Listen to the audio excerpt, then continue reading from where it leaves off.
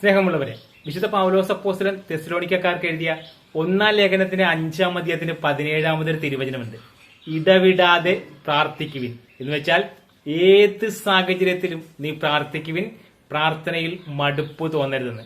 നിങ്ങൾ പ്രാർത്ഥിച്ച കാര്യം ഇന്ന് നടന്നില്ല, നാളെ നടന്നില്ല, മറ്റന്നാൾ നടന്നില്ല എന്ന് കരുതി നിങ്ങളുടെ പ്രാർത്ഥനയിൽ മടുപ്പ് തോന്നരുത്, പ്രാർത്ഥിക്കാതിരിക്കരുത്. ജോസഫിനെ പൊട്ടക്കിണറ്റിൽ നിന്നും രാജകൊട്ടാരത്തിലേക്ക് എത്തിച്ചത് ഒറ്റ ദിവസം കൊണ്ടല്ലേട്ടാ. ദാവീദിനെ അഭിഷേകം ചെയ്തതിനു ശേഷം സിംഹാസനത്തിലേക്ക് എത്തിച്ചതും ഒറ്റ ദിവസം കൊണ്ടല്ല. ഇസ്രായേൽ ജനത്തെ ഈജിപ്തിൽ നിന്നും കാനാൻ ദേശത്തേക്ക് എത്തിച്ചതും ഒറ്റ ദിവസം കൊണ്ടല്ല.